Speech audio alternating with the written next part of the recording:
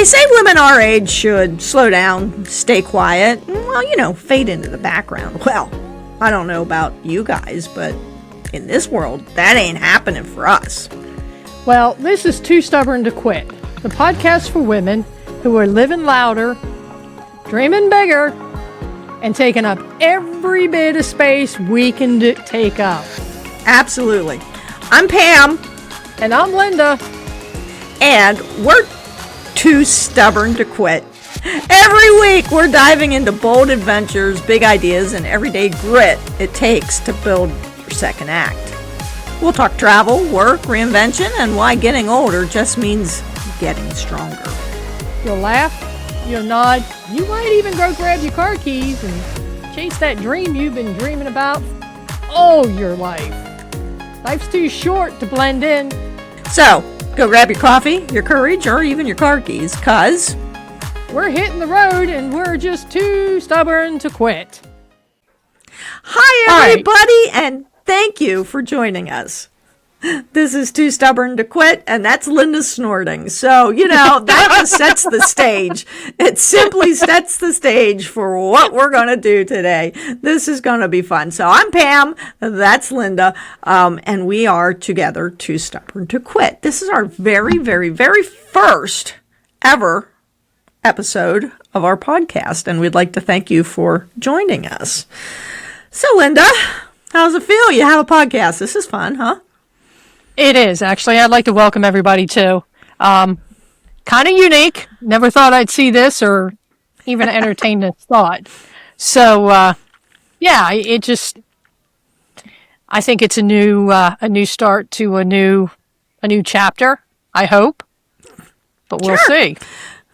So, we were just talking about this a second ago before I pushed record, and that would be how we met and how long have we known each other, which is seems like, my goodness, forever. Yeah, when we used to think to ourselves, oh my God, those people are damn near 40. Holy hell, now I'm damn near 70. No, I'm not. I'm not. Dang, but there are others. That far. There are others who are, and that's pretty funny. Maybe not, because we're rolling right up there as fast as we can run. Yeah. How about it? Yeah. So, where did you meet me, Linda? Tell everybody how we met. All right. Well, we were in our 20s. I was in my early 20s at best. Yeah. You were what? Skinny. Yeah. So was I. We were kind of cute then, too, but we're not now. We were. I'm not. Yeah, well. Anyhow, so back in a former life, in a small town, far, far away, real close to you, but it's far, far away from me, in Huntington, Pennsylvania. Let's just put that little star on the map. So hi to everybody from Huntington. It's been a long time since I've seen anybody from up there. But except me. We both owned a store. Yeah, seriously.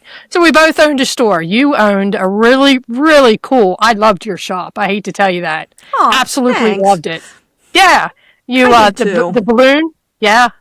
The balloon. When we started doing the balloon sculptures for your weddings and stuff, that was the bomb. That was intense. It was awesome. It was intense. Yeah. It was. But that's when we learned that it was okay to do intense things. Yeah. That's true. And I do kind of miss that, but not enough to...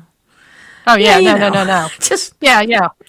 But I think that's where we learned to do our first collab. Because I did ribbons and bows for weddings. Mm-hmm. And you did the balloons. I did balloons. And we did centerpieces and big balloon sculptures for people. And the two of us would go in and decorate people's weddings or whatever little fun thing that they were doing. For some reason, I just happened to remember. There was a day that we were all standing around over there at the store.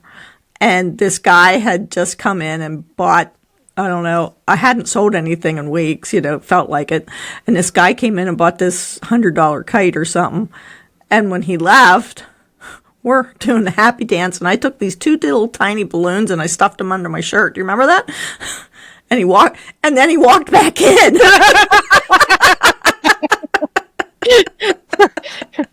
You went from a size A to a B cup in a heartbeat. But hey, whatever. Balloons. Yeah, I still think of that. I do remember that now. Yeah. Yep. That was really I didn't know you could turn 50 Shades of Red. Forget the gray. Pam turned 50 Shades of Red. It was hilarious. Oh, well. It was. I don't even know why he came back in. I don't even know why he came back in. We were laughing too hard I can't remember. Deal with it. Anyway, sorry, I interrupted you. That just happened to remember that. That's all. Go ahead. Nope. But those were back in another life a long, long time ago. I mean, we're both in our 60s now. We'll let that cat out of that bag real quick. What? And what? Yeah. We're both in our 60s. But yeah, it's, we were in our 20s then. And shit, we thought we had the world by the ass, and it turns out the world had us by the ass. We just didn't know it. You know what I mean? We were too dumb to realize it. I think. We were energetic and enthusiastic. There was a difference. Yes. We weren't dumb. We just didn't we weren't know dumb. as much as other people. Right. Yeah. And Right. and that's okay. You think you know it all when you're in your 20s, when mom tells you don't do something, and you're like, I got this, leave me alone. And yeah. So your store was right next to my store. And we both had two kids. And so your two kids grew up at the store, and my two kids grew up at the store, and every now and again they'd fight, and most of the time they'd play, and occasionally they'd fight again, and poor Steffi, your daughter, she was the only girl out of those rambunctious boys, and of course we had two mics. We had two mics, Big Mike and Little Mike. Big Mike and Little Mike, because why wouldn't we have two mics? It's just the way it is. So Big Mike was my mic. Yeah, right. Big Mike was my mic, and yours was Little Mike. Yeah, because he was now they're all grown up, younger than Mike. Yeah, they are. Mm-hmm. Neither of them are little anymore. No, nope. But my mic has a little Patrick. My mic has a little Patrick that is a mini mic. He's Michael Upset. Holy cow. Anyway, no one cares. But that's how we know each other, right? They won't be listening to us if they didn't care. Well, they may not. I don't know. Maybe they do care. Let us know if you care about my grandkids. Do you have grandkids? Yes. So let us know about your grandkids. Yeah. So my Mikey has a daughter. Her name is Shay. And she is... Yeah, she's cute as a button, And, of course, Jill here, she's got a grandson and a couple of other grandkids. So, yeah, we have every now and then we see the smattering of grandkids running around. A little different. It is. It's kind of nice because you can give them back. And I do, often. Because the other day I had 5 all at once. And so mine range from 3 to 10. So I go 3, 4, 6, 7, 10. Now, Rosalind is my very first grandchild. She was my little girl, and now she's 10. What the hell? She ain't allowed to grow up. But anyway, she's 10. So they do. Rosie, yeah, they do. And then she's got her little baby sister who is 7. That would be Evelyn. And then we have 3 boys that are just out of control. Nonstop, out of control, but it's all good. It's busy. Fun. I enjoy them. Keeps you busy. Does. I'd like to say it keeps me young, but it mostly keeps me tired. Because, like you, working full time still. So yeah. Let's talk about work. That's a good idea. Let's talk about work. What do you do, Linda? I own and operate a pet relocation service with my business partner / spouse. Okay. What's and the how about you? Business? Oh, that business. Yeah. Okay, so it's Precious Pets Transport Services.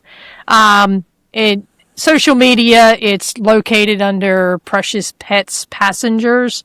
And we do that because a lot of times we'll showcase the pets that we are or have either relocated or in the process of relocating. Not locating them, we know where they are. We never lose them. That's good. But yeah. We do this for people that are clients that are relocating, either for work or family reasons. We have some snowbirds that we've been moving their pets for years, either north to south, south to north, or east to west, west to east. So, and those pets are awesome because they know who we are before, our vehicle pulls up in the driveway and they are at the door. They know who we are, which is awesome. That's good. That's fun. Yeah, that's a lot of fun. Good. Yeah. So these type of clients don't talk to us. They bark at us. They meow at us. Sometimes they tweet at us. But it's a lot of fun. It's just very demanding sometimes. So, and how about you? What are you doing? Well, I'm doing. I've since you and I parted ways, long time ago. My God, I've done so many things. I was one of those people that I didn't think I was ever going to have a full-time job that would last more than an hour. So let's see. I was a morning disc jockey at Magic 99 for a while. I worked as a reporter / live truck operator for a TV station. I am currently a safety director for a company where, I'm that mean safety lady that makes people follow the rules so that they don't get dead. Yeah, that. Let's see. I've worked at Penn State. I didn't know that. When did you work there? And what did you do there? Where? What? When? Penn State. Yeah, you never told me that one. Yeah. You never told me that one. So whilst I was going to school, I needed a job. So I worked at the Hub Robeson Galleries. Yes, I hung art, and I did all their archiving. And I had this wonderful little boss who actually would love our podcast. Her name was Anne. Anne was about 4'0" and just a spitfire.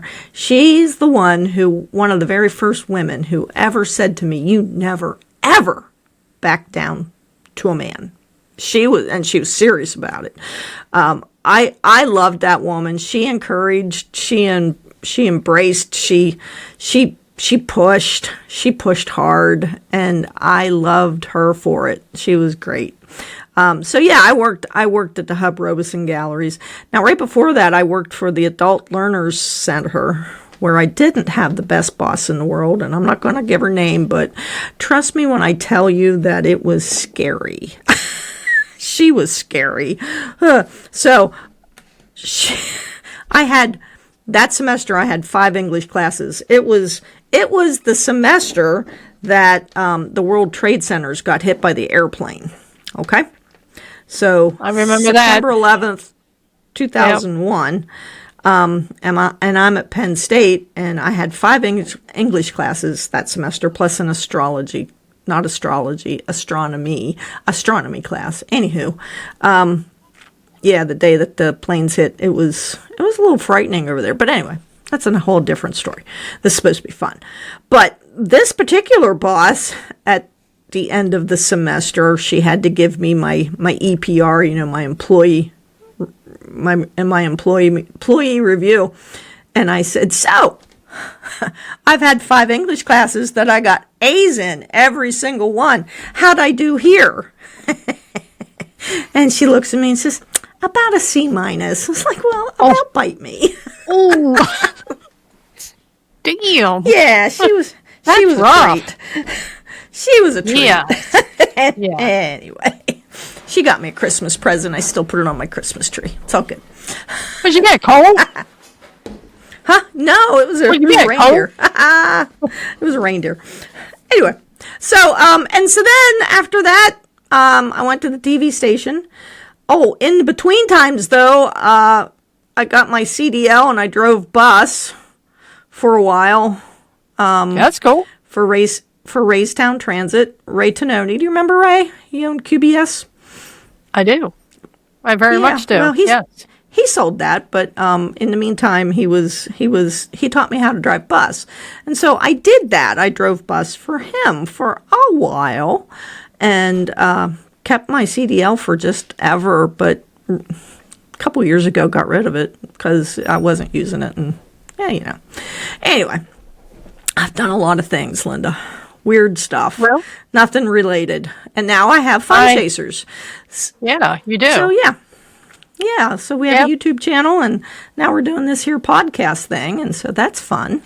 And then John and I will be embarking on we're writing a course for seniors to do some, so that to help seniors learn AI and get their own side hustles to help them raise money. So that's our course. There you go. So, but it isn't done good. yet, so working on it.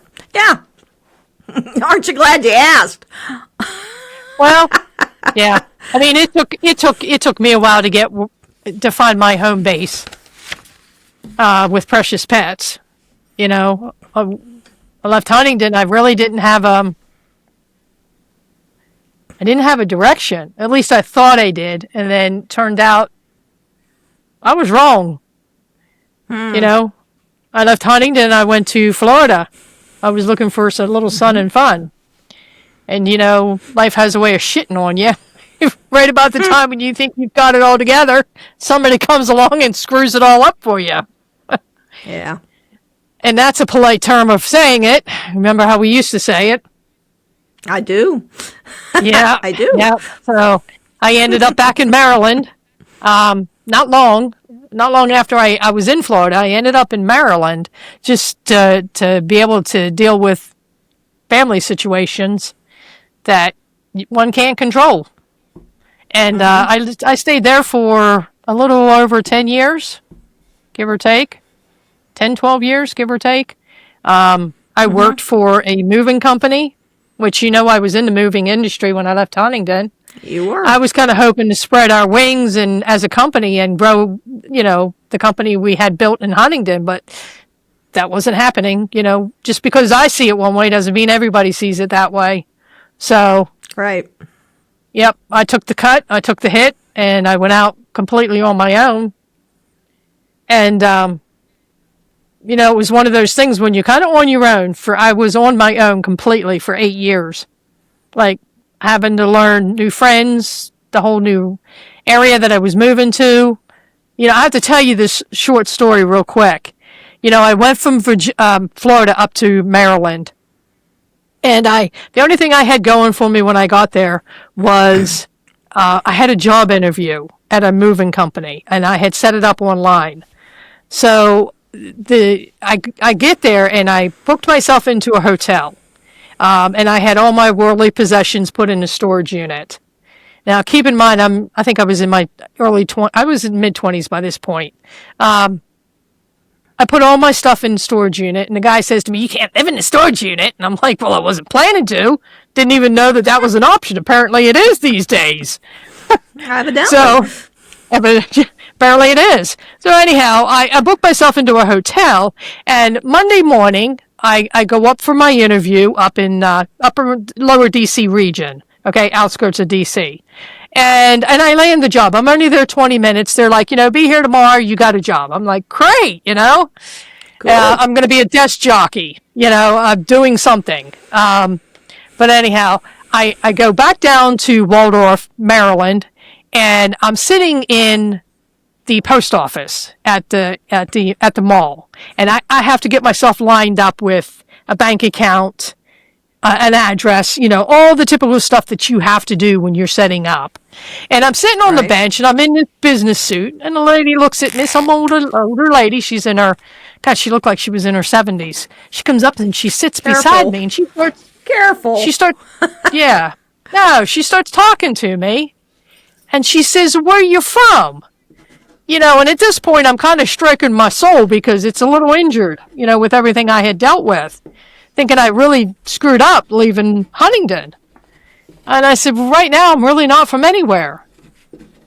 And she says, no, that can't possibly be true. And I said, what do you mean? She says, everybody's from somewhere. And I said, I'm not. right now. I'm just trying to find my feet. And she said, what do you mean? I said, well, I left my hometown. I left everything. I said, I just needed a new start. I needed to see what I could do for myself. And not many people understood that at this point. And funny thing is I went in and I set up my bank, my address. And then the lady says, she says, I'm going to need a ride home. She says, you're going to give me a ride home. And she said, where are you staying? And I said, oh, that's such and such motel. Well, since then it's been stamped flea infested and knocked to the ground. So if that gives you anything. Anyhow, so this lady, she says, you need to take me to the bank and you can do your banking while I do mine. I said, okay, no problem. So I drive her over and I really don't know this woman. She doesn't know me from a hole in the ground. And, she says, okay, she says, come on, let's go to the hotel. She says, you go get all your stuff and load it into your car. And she says, for the next couple of days until you get your first paycheck, you're going to stay with me. And this woman, and here I am, an absolute stranger. And I tell you that angels do exist. This was a complete taste of it. And at this point in time, I had $300 to my name, which was just enough to put a deposit on an apartment. Okay. And I had just enough money to get up to work every day for a week until I got my first paycheck. And this woman made it her business to go with me the day I got my apartment to look at it, make sure they weren't creepers, and that the apartment was going to be okay. Long story short, this angel out of the middle of nowhere, Waldorf, Maryland, she took me in for that first week and helped me get my feet. That's wonderful. So that was my jump out from Huntington, where I knew everybody and everybody knew me. Sometimes they knew too damn much about me, and I couldn't get rid of that shadow. So I went someplace where that shadow wasn't there anymore. And that was my start. Yeah. So that was my start. That's crazy. It was rough. Wow. I don't think I ever heard that story before. So that's really kind of cool. It was kind of know her name? I can't remember her name now. And the most horrible thing about it, I mean, this tells you how self-absorbed I was at that moment in my life. I think all 20-year-olds are, but I really, I remembered where she lived. And so when I left Maryland and we moved, I stopped by her place. This is after 10 plus years, and I dropped a gift off for her. And I said, I actually don't remember her name. I just remember what she did for me. And the gentleman who was, leasing at her place at that time with her, he was like, I have heard of you. And he said, I will let her know that you said that. Now, whether she's still alive today, I honestly cannot tell you. But it's one of those things. I can't tell this story without wanting to burst into tears. Well, sure. That's pretty awesome, Linda. That's awesome. Yeah. When I first left, it was rough. It was hard. I know. For all of us, actually. Yeah, but look, it made us who we are. And that part's really cool. So, life isn't a bowl of cherries and happiness and sunshine and rainbows all the time, unless you make it that way, right? But sometimes you have to evolve. You have to have those hardships to make you stronger, more boldened, I guess, emboldened. You just have to have that hardship to teach you to be grateful, I guess, is the best way to be grateful, right? Yes, very much so. And sometimes you forget, I think along our journey, we forget how we got where we are, and the people who put their hand out to help us to pull us up, and then you realize that at some point in your life, you're responsible to put your hand out and pull somebody else up. That's right. Yes. And I think that Absolutely. that for me, this podcast is kind of a reaching out to be able to do that to other people, for other people, to let them know that shit happens for a short period of time. And if you can hold on and you can show up every day and you can do what you have to do, it does get better. It does. Sometimes you just don't see it, but little steps, and life gets better. It does. Life does get better. And you and you and I used to have these conversations a lot about, and I don't want it to turn into, a religious podcast. That isn't what I'm going for here, but my faith, and I know your faith, really started it. I wouldn't be anywhere without it, I guess. I wouldn't be anywhere without it. Yes. True. It is a trust. And wow, and it's funny you say that, because God knows, yes, God knows that I would, I talk every day, and it's one of those things that I just don't know where I'd be without that in my life. But like I said, this isn't about that. It's just one of those things that you have to have that trust, either in a greater being or your fellow man. You gotta have that trust. Right. Yeah. You truly are right. It's a lot of people look at me because I'm kind of hardcore, feral, hardcore, blunt and to the point. And I know this in my life. And a lot of people look at me and I was the kinder. Your Lord and Savior Jesus Christ. Yes, I don't need to tell you this, but get out of my face. And I get a little upset about this. This is me. This is I have my own personal. It's in here for me. I don't need to go out there, And so when I talk about it, it's a little different. Everybody's got their walk, and their walk is just that. It's theirs. And so for our listeners, maybe you guys are having an issue. Maybe you're having a hard time. Maybe you just recently lost somebody. Maybe you don't have any money. Maybe. There's a million things that people have issues with, and we've all had that hard time at one point or another in our lives. It seems, though, that after 50, we've kind of evolved. Because, we had to. I mean, frankly, we had to. It's either evolve or crawl in a hole, So you got to get better, right? So I guess what we would like to invite our listeners here to do is to contact us, get in touch with us with what your stories might be. We'll leave the email address in the show notes, and make sure you reach out to us. And we would love to cover your stories as well. Those are some of Pam and Linda's stories. I wandered the desert like a bum for, 20 years till I figured out a place to land. Linda knew where she was going, but she had a hard time getting there, right? So what's your story, guys? Let us know, and we'll be happy to reach out to you as well. So we're going to have to wrap this up. We're almost at our half-hour moment, but quick before we leave, Linda, what does too stubborn to quit mean to you? Just don't give up. Life's full of adventure. Life is full of fun. And it just means it doesn't matter what anybody else says, think, or does to you. Just get up every day, show up every day, and make what you're doing fun. Amen. Yeah. And how about you? Well, I am too stubborn to quit. God knows. They've pushed me down many, many times. It's like, no. I will squirrel out a way to make it my own. If it takes me 20 years, I will. I'll get what I want and the way I want it, because it's what I want. And I highly suggest everyone else try that too. Just keep poking at it. Put it out there. Know what you want.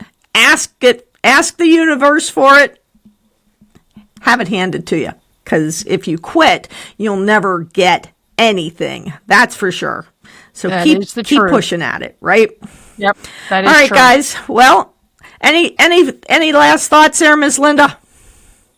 None for this week. I hope everybody has a great and wonderful week. And So, when you want to cry, just keep smiling instead. yeah, there you go. So just to let you know, our next episode is going to be called Our Hair Might Be Fading, but We're Not Finished. So tune in next time, and please share, subscribe, follow, do all the fun stuff that we do, and leave comments, because that really, really, really helps us. Now, here's the other thing that I really need to ask you to do. We need 50 subscribers. If we have 50 subscribers, we can do all of this on YouTube, and we could even go live, but we need 50 subscribers. And since it's a brand new channel, we have 0 subscribers. So please share this with your friends, subscribe to us on YouTube, and we are too stubborn to quit. So thanks for tuning in, and we appreciate it, and we'll talk to you next time. Thank you. Bye. Good night. Hey, if no one's told you lately, you're not done yet. You're not even close. You've got more stories to tell, more roads to travel, and more dreams waiting to be chased. So get chasing. That's right. Don't let the world convince you to slow down or to shrink back. You've earned your space. Take all of it. Take it all. Every single bit. Whatever your next adventure may look like, big or small, go after it. This week, this year. Try the thing, book the trip, say yes to yourself. And remember, we're right here cheering you on, because you, my friend, you too are too stubborn to quit. We'll see you next week.